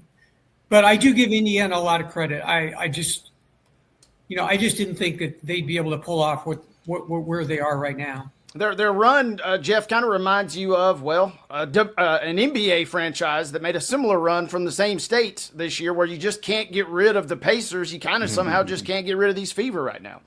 Yeah. Yeah, and they've got a great home court advantage, and, they managed to win a game in Las Vegas before they went home. Can they win another game in Las Vegas? I don't know. It seems to me almost like Asia Wilson is going to will the Aces to a win in Game 5, just because she's such a great player and such a competitor. But I'll tell you one thing, though: the Mercury are glad they're playing a Game 5 while the Mercury are resting. Yeah, because in 2021 the Mercury had to play a 5th game. Chicago was already done and resting, and it made a huge difference in the first game of that series, of that finals. So, the Mercury is happy to sit and see the other two kind of slug it out. Literally. Jeff Metcalfe of the formerly of the Arizona Republic, joining us here on Main Street Sports today. Jeff, to kind of take it full circle, how does the WNBA address its officiating issue, or does the WNBA realize that it has an officiating issue? If you listen to Cheryl Reeve, if you listen to Nikki Hammond and some of the other coaches, Stephanie White even, the coaches seem to be in lockstep in that it's lacking. How do they address this? Do they address this? Well, I think they have to, and don't forget we're in the midst of CBA discussions too. And I think the players, they know that the physicality has gotten to the point that, they either need to make a significant investment in better officials, or they need to do something rules-wise. Something needs to happen. And I think it's probably good that this CBA is being negotiated right now, because that's definitely going to be part of it. So you're going to get the push from the coaches. You're going to get the push from the players. And I know the league recognizes the issue. What they think the solution is, I don't know. But I think this is the right time for all of these sides to kind of come together and say, okay, this is part of what we're addressing, going forward. Maybe not directly in the CBA, but through the conversations of the CBA. That's going to be an important thing. And you don't want, your most established coaches having a situation like where you have to suspend one during the playoffs. That's on Cheryl. Her behavior was over the top, but you don't want it to get to that point. Jeff, real quick before we get you. Oh, go ahead, Mo. I got one more at the very end here. Well, I was just going to say, one, I misspoke a second ago. It's Becky Hannon, obviously not Nikki. But, you know, to your point, though, Jeff, the fact that these coaches are willing to go to these lengths to try to make the point that they're trying to make, it kind of spells it out, it feels like. Yeah, I mean, I think everybody is watching. Well, let's put it this way. The number of eyeballs watching is so much greater now. And the scrutiny, the social media reaction, just on Indiana alone, say, you know, if somebody thinks Caitlin Clark is being mistreated, you're going to hear about it day in and day out, you know, and that may not be true of all the players. You know, I know there's a disparity sometimes about, you know, do we care more about Caitlin Clark? Does the general public care more about Caitlin Clark than some of the black players? You know, that can go on both ways too. But in general, this is my observation. I think there's a lot of physicality away from the ball, and it's and especially early in games, and it's building up. They're not calling it, maybe rightly, maybe not, but it's building up. And then you're seeing these, you know, not necessarily fights, but you're seeing a lot of things happening in the second half that could have been maybe derailed or, you know, dealt with in the first half. I think that's part of what they need to do. And they need to decide, how are we going to treat this physicality that we're seeing as the skill level and the play improves? Because you don't want to parade to the free throw line either, right? I mean, then people are going to be complaining all day about that. So you got to find the sweet spot. Yeah. And I just don't think they've done it. And, you know, maybe better officials will help with that, but I think you've also got to define exactly what is it you want to see out there. I wanted to say one thing before we go too. I can't tell you how much I want Nashville to get a team. Come on, baby. And when the most recent expansion cities were named, you know, I was really disappointed that Nashville wasn't one of those teams. And they seem to be kind of looking now. They're kind of seem to be back in the mode of pairing teams in NBA cities instead of going to markets, you know, that are non-NBA.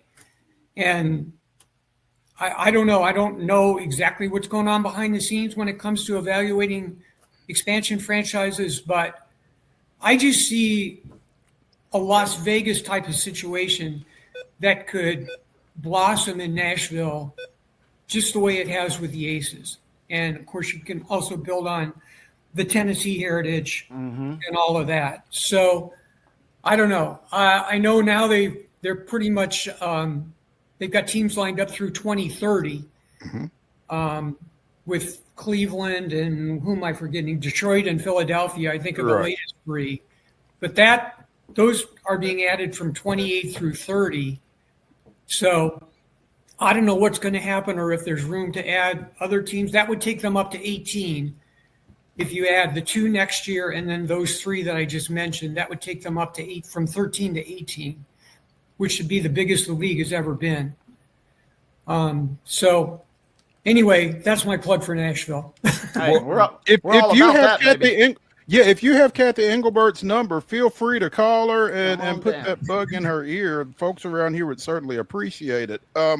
Hey, Jeff, real quick, quick subject change, but while we got you, Arizona State has won 2 crazy games back-to-back weeks, 27-24. They got Utah and Texas Tech coming up. Handicap what you like out of Arizona State. They seemingly got their juice back after losing to Mississippi State earlier in the year. Yeah, well, they're a little bit of a different team. They haven't quite got their running game going the way they would like. Scattaboo, their running star from last year, is now with the New York Giants. So they've got some quality runners, but maybe not just the sort of the big power hammer guy like Scattaboo was. They do have one of the best quarterbacks in the country in Sam Lovett, and they have maybe the best wide receiver in Jordan Tyson. So they've got that going for them. I guess my thing right now is they're playing a lot of close games and kind of relying on field goals late in games or comebacks or one thing or another, trying to squeeze out these close wins. And I think a lot of the Big 12 all the way through the rest of the season is going to be like that, because I'm not sure there's a huge difference between a lot of these Big 12 teams. Hey, more chaos. Mo and I are all about it in that league. Yeah. And Absolutely. So, but the only thing I would say on that is, if you play enough of those 3 to 7 point games, one of them is going to come back and bite you. It's just bound to happen. They lost a non-conference game at Mississippi State. Now, it turns out Mississippi State is pretty good. They lost in overtime to Tennessee, as you guys know. That's their only loss. So, they're a much improved team. But, now ASU's got that one loss, and I don't think anyone's going to go through the Big 12 undefeated, though. I think the champion is going to have at least one loss. At least one loss. There we go. Jeff Metcalfe, formerly of the Arizona Republic, joining us here on Main Street Sports today. Jeff, really appreciate you taking some time with us this afternoon. Look forward to catching up with you again soon. All right. Thanks for having me. Absolutely.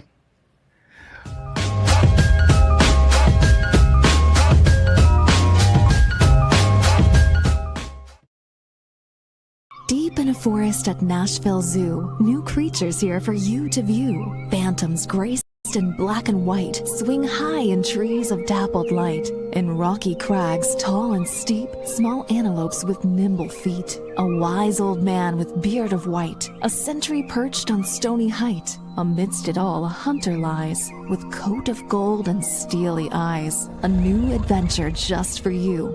Leopard Forest at Nashville Zoo. Open now.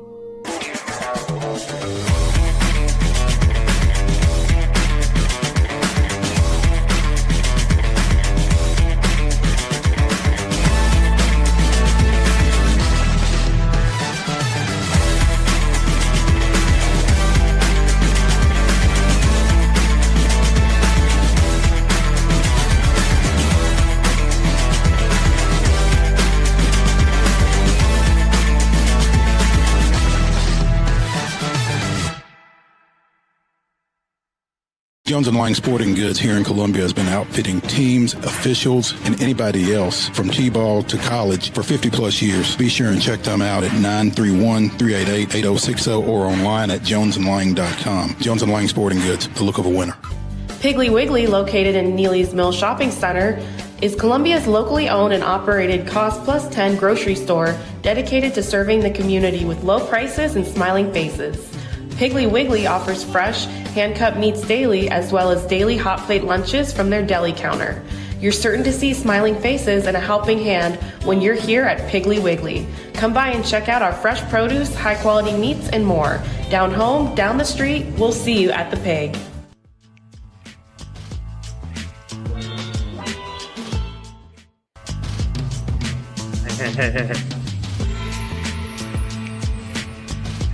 Welcome back into Throwback Thursday here on Main Street Sports today, presented by the Tennessee Orthopedic Alliance of Columbia. I'm Maurice Patton. That's David Wilson. We are joined now by Nashville Cats president and partner, Jeff Fisher. The Cats with a pretty big announcement last week that they will be playing their 2026 home games in Clarksville. And Jeff's going to kind of give us some insight into that decision. Jeff, first of all, thanks for joining us. Know we tried to do this last week, and technology is a beautiful thing when it works. Well, it's a beautiful thing when you don't drop your phone and break it. So that was an issue for me last week. But anyways, hey guys, thanks for having me. I really appreciate it. Sorry we missed last week. Yeah, we've got some, we had some exciting news, last week that we broke, and it was a real fun process. It was kind of a how should I say this? It just continued to build after we played there. Now, just for take you down memory lane, we played 2 years ago. We played one game up there, and and really enjoyed it. And then last year we finished the season up there. Little did we know at the time that we were going to be coming right back the very next weekend and playing in a playoff game up there, which we won, and then we went the championship. So things worked out, and we're delighted about the opportunity to go up there. And so it's not I mean, we're going to work out a deal. Obviously, you work out business deals and things like that, but it doesn't mean to say we wouldn't be playing a game here in Nashville and so on and so forth. I mean, we really enjoyed our experience at Municipal the first year and most of last year. And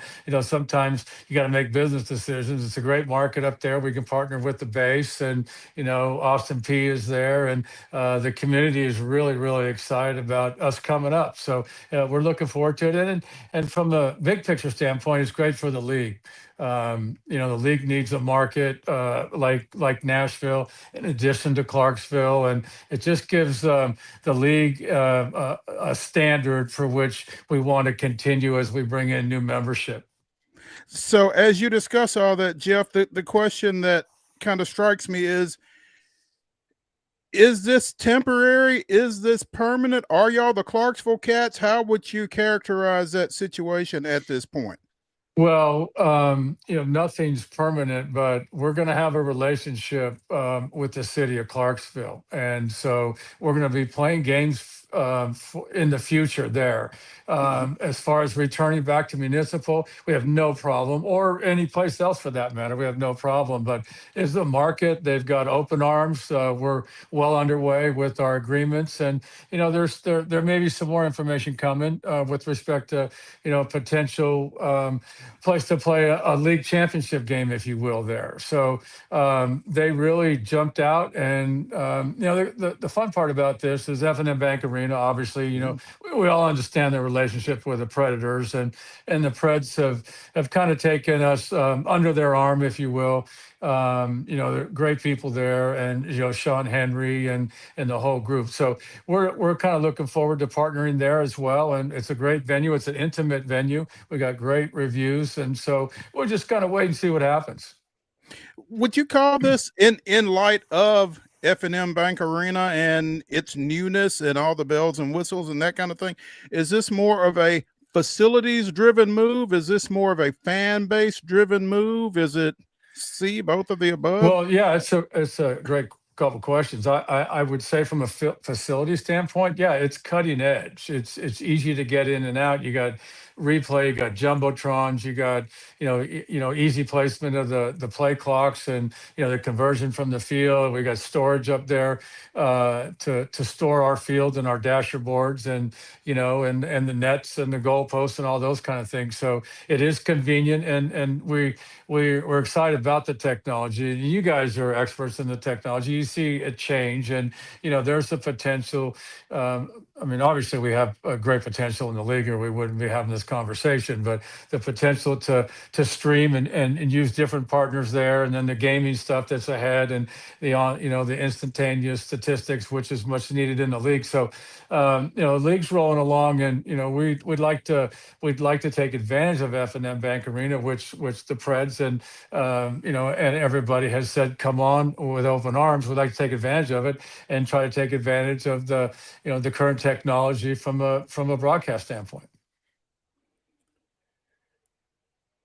You mentioned the games that y'all played up there last year.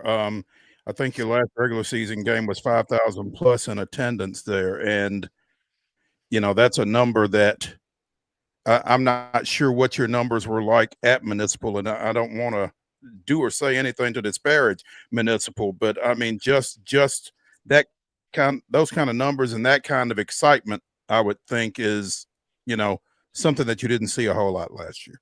Well, we had a successful year at Municipal, and there was carryover from the year before, and there's I don't want to minimize the tradition. And again, guys, when this thing was going on, I was so busy, I really didn't pay much attention to what was going on. And now I've gone back and looked at the studies and things like that. And the attendance at Bridgestone was up around 7,000 week after week after week for years. So there's a lot of I would say cat fans and second generation cat fans that every week I enjoyed meeting, and it's not that far away.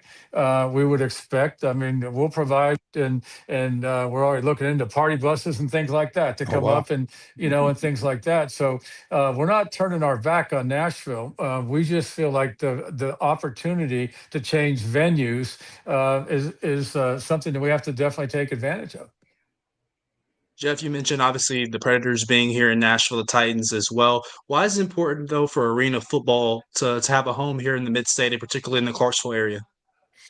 Well, we as I started my journey a couple of years ago, I never thought I would end up in the position that I am, where I'm the commissioner of AF1. But I did it only because I enjoy helping people, and I enjoy helping teams and programs and all that. And I'm wired that way. Coaches, what we do, we help people. We help players turn weaknesses into strengths, and you help teams be successful. Well, I'm wired that way. That's how I got into it. Didn't think I'd be here, but I will tell you this: the market's outstanding up there, and from a regional standpoint, the stress that was placed on the leagues over the past 4 decades, if you will, and the stress is placed on the new leagues, the spring leagues, the USFL, the XFL, now a combination, is all travel. And so we felt like, obviously, Nashville is fairly centered. It's easy to get to. We've got teams that we've introduced that are close by. They're bus rides away, and that's optimal if you can set your divisions up that way. And so, we're working diligently to solidify our West Coast side of our league, and we've got some promising commitments right now. So if you can overcome the travel and have a competitive product, which we're going to have, I feel like we've done a great job in the officiating area, and our management team at the league level. There's a bright future ahead, and it feels real good that we can go up into a state-of-the-art arena that's intimate, because the game's an intimate game. This is all about the relationship between the guys on the field and the fans in the stand, namely the kids. And so when the kids can reach out and touch the players and take the ball home with them and take these memories home with them, it's a special event. I mean, one of the first road games I attended in the arena world was to Billings, and I have a place in Montana. I have a lot of friends up there. I've had all of my buddies come down, fishing buddies and what have you, and they're still talking about the game. I mean, they enjoyed every minute of it, and and that happened to be an exciting game. I mean, you can be down 20 points with 40 seconds left and lose the game if you're not careful. I mean, it's an exciting game, and you can see I'm pretty fired up about it, just because it's new, and I'm in that zone of being able to help people. Jeff Fisher of the Nashville Cats joining us here on Main Street Sports today, presented by the Tennessee Orthopedic Alliance of Columbia. And Jeff, to your point, if you've not been to an arena game, you're really missing out. And when you go, you will be hooked. I mean, it is an exciting game for all of the reasons that Jeff has pointed out: the closeness, the quickness, the whole thing. It's just really, really entertaining. It's like, well, I almost said football on steroids, but I mean, it's just the fast pace of it really hooks you up. It is. I mean, I didn't have a clue with respect to the rules either, and the rules are really outstanding. I mean, the game's a byproduct of the rules. There's no punting. It's a 50-yard field. You got to go for it on 4th down, and you take a shot at the end zone, or you can take a field goal. You can kick a field goal if you can. Those uprights aren't very far apart, but you can just change it. Just change it. It's going, and it's all about the fun and entertainment. And one of the things that I was really lucky to do last season was I was able to travel around the league. So I was in Dodge City, Kansas, and Salina, Kansas, and Everett, Washington, and Bend, Oregon, and Albany, and just an opportunity to go in there and see the relationships that between the ownership and the sponsorship and the fans and the players, and a lot of these cities, it's the only game in town, and there's community involvement, beyond imagination with respect to the players. I mean, a lot of the players stay, if they're under contract, they'll stay there year round. They got jobs in the cities they're working in, and they're involved in the community and giving back. And and again, it's there's an intimacy there, that we talked about, and it's just really fun to experience it. And we felt like, if we can model, we can be a model. Now, granted, we got a team that's going to make some noise up in northern Kentucky, the Cincinnati area, the Barrels, and under the ownership and what they got planned in store, there's some good things ahead in our league. So every market's different, but to your original question, it's important that we keep a team in this market. And we're talking to some teams down south, and we got a number of teams, and we got a team going into Michigan. We got a Minnesota team, and then the Albany team and the Kentucky team. So we're not far apart. And like I said, we're working on putting things together and dotting the I's and crossing the T's with respect to the western part of the country. There was a lot of ambition, I guess, as Nashville came into the league a couple of years ago. And, not all the teams that you came in with are still around. Jeff, how are y'all, once you get teams in, how are you stabilizing things to keep them in? Well, I don't want to necessarily spend too much time back in history, but the league started with problems. And that's how I got involved, because I recognized some of them, and I called some people out, and there were some things there were some commitments that were made that were never intended on keeping, and so on and so forth. So the league kind of separated itself, if you will, and the teams gathered and they bonded and they worked together and they helped each other and they supported each other. And so we finished on our own, knowing that we were going to step out of one entity and into AF1, and we did so. So this past season, we had one minor issue that we'll take responsibility for, but we got it cleaned up really quickly down in Corpus Christi. And so, but that team has since relocated to Northern Kentucky. So we're expanding. And we're doing our due diligence, and we can pretty much assure ourselves at the league level that anybody that comes in is going to be able to carry their own weight. They're going to be competitive. They're going to understand that the rules are changing. The operation of the league is changing, because we want to take this to a new place, and we feel like the timing is right with the indoor game and the flexibility, and we're having discussions with the potential international teams right now. So, everybody's going to follow the rules regardless of what market they're in. And so we surrounded ourselves with good people. You guys have done a good job with what you've done. You come out of nowhere as far as I'm concerned, and I've heard great things about what you're doing here in town. You wouldn't be able to do that unless you had great people around you. And that's why people are successful, is they surround themselves with great people, good people. And that's what we've done, and as far as AF1 is concerned. For you personally, Jeff, in a perfect world, would you continue as commissioner? Because you're wearing a lot of hats right now. Or would you like to be able to hand that off at some point? Well, I think it would make sense that, we've got interest here in the franchise here after what we've done the last couple of years, especially, I think what we've done over the last couple of months. So I'm gonna continue with my role here in town.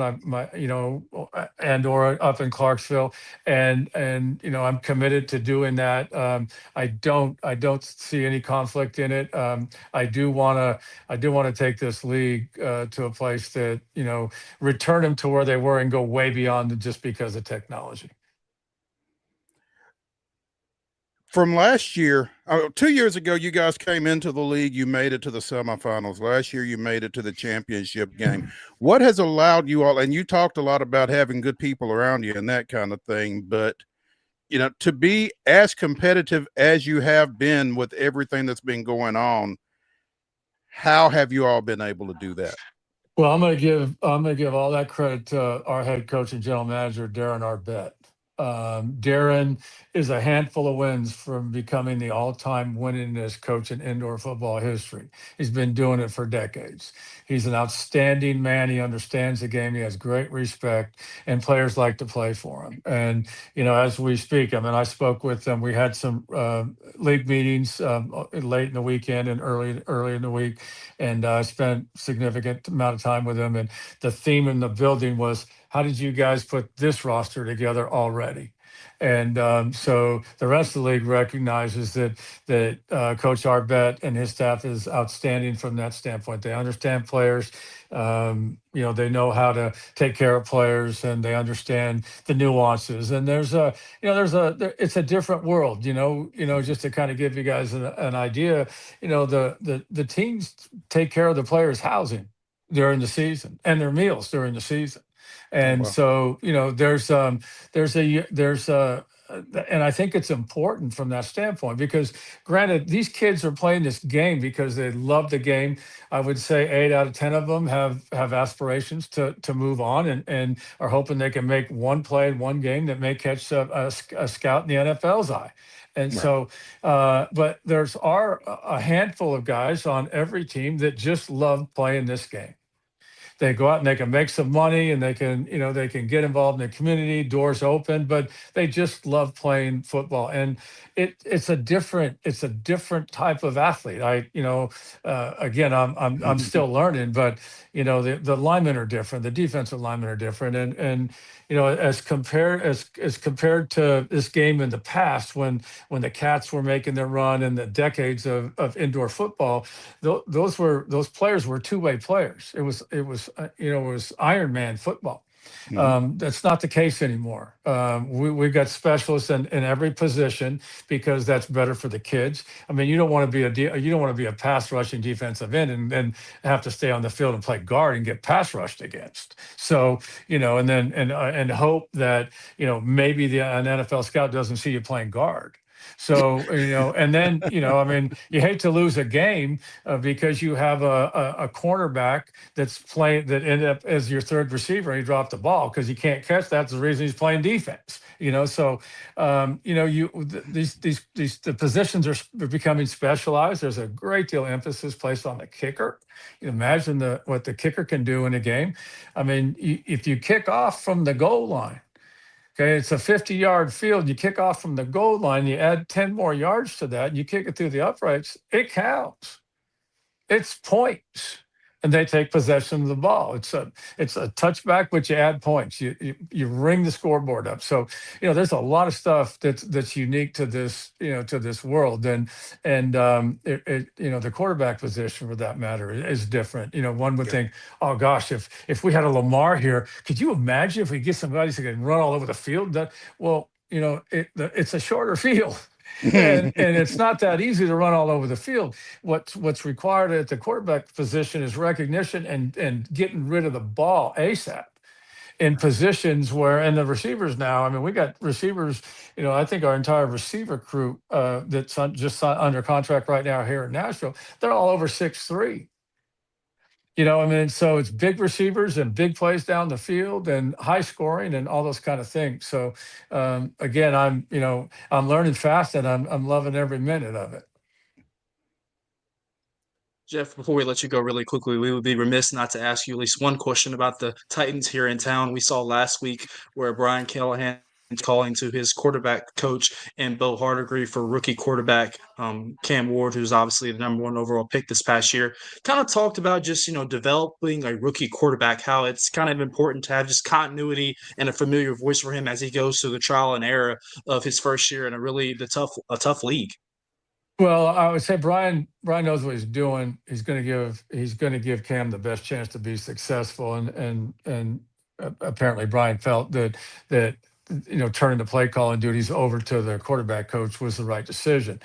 So I'm never going to suggest, because we don't have the background information, I'm never going to second guess anybody as far as that's concerned, let alone an NFL head coach. So I think they're doing whatever possible to bring Cam along as quickly as possible. Now, keep in mind, he's unique. He's special from a standpoint of he's been in different systems. He's learned different systems. He's excelled in different systems, and he's got this system down. The better they are, the better job they do surrounding him with a talent level, improving the offensive line, the guys at the skill position, keep the running backs healthy, the better off they're going to be. It's not easy in this league, to start off, start the season off as a rookie at the starting quarterback position. Okay. Unfortunately, in the league, when that happens, the team didn't finish the previous year, like they did. I mean, and, when you win 2 or 3 games and you got the first pick in the draft, you have holes and you're rebuilding, and that's what they're doing. So I didn't scout Cam, but I talked to a lot of people that did, and he's going to be just fine. And there's being successful in an NFL offense against a team, like the Texans and the way they play defense, it's hard. And, I know the 0 on the board was embarrassing and it probably stimulated some changes, but I'm just going to encourage people to hang in there. People are making the right decisions for the right reasons. And, again, you can second guess all you want, but, this is a week-to-week process. It's a day-to-day process with the young quarterback. Jeff Fisher, president and partner of the Nashville Cats, joining us here on Main Street Sports today, presented by the Tennessee Orthopedic Alliance of Columbia. Jeff, appreciate you taking some time with us. Appreciate your diligence in getting back with us, and look forward to catching up with you again soon. Guys, I'd love to be a guest anytime. Really appreciate what you guys are doing. You guys are doing a great job. Appreciate it. Thank you, sir. We'll talk to you soon. Thank you. All right.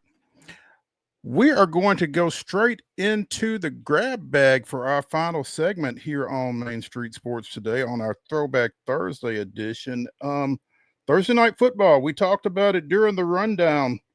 Another NFC West matchup on Amazon Prime tonight, 7:15 kickoff as the San Francisco 49ers go south, taking on the LA Rams. And it's going to be kind of a mash unit for the visitors. Brock Purdy is out. Former Blackman standout, former UT standout, Jawan Jennings is out. Ricky Pearsall is out. Jordan Watkins is out. I don't know who Mac Jones is going to be throwing it to tonight. And it don't matter because Christian McCaffrey's on my fantasy team, so just hand it off every time. Just hand it off every play, huh? Or just throw it to him. Either way. Or just go single wing and snap it to him. That's all I care about.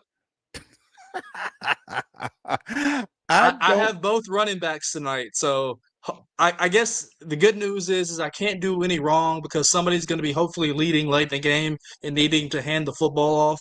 If in that case, I would maybe hope for a Rams lead because San Francisco does utilize McCaffrey so much in their passing game, whereas, Stafford likes to throw it to Nakua and Devontae Adams. So should be an entertaining game, though. I would not count San Francisco out. Not at all. Even though without, Mac Jones played really well for a couple weeks while Purdy was hurt.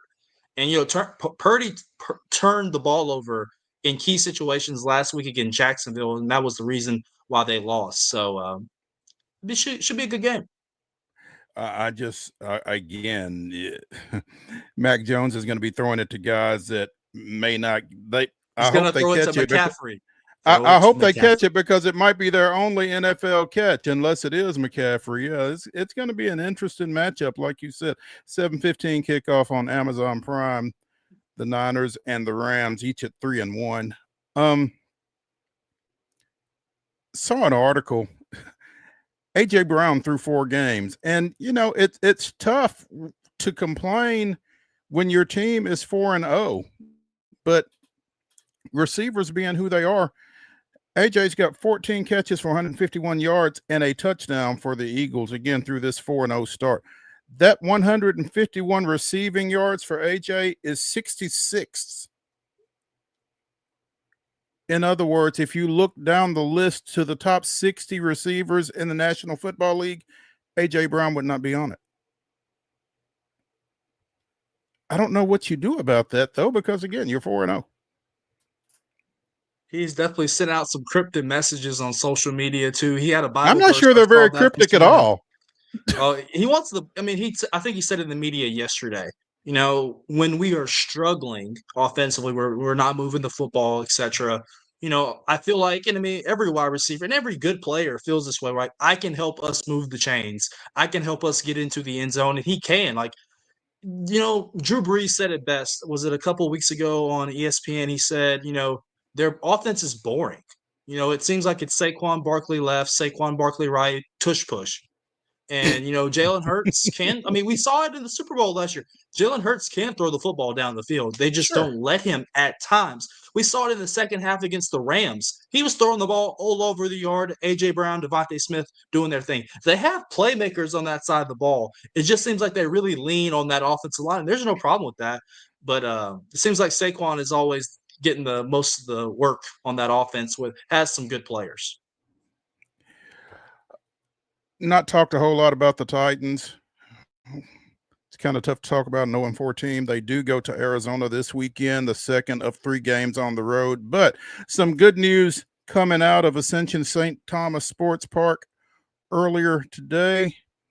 Former Houston Oilers receiver / returner Billy White Shoes Johnson made the cut to 50 or so individuals being considered in the seniors category for induction into the Pro Football Hall of Fame upcoming class.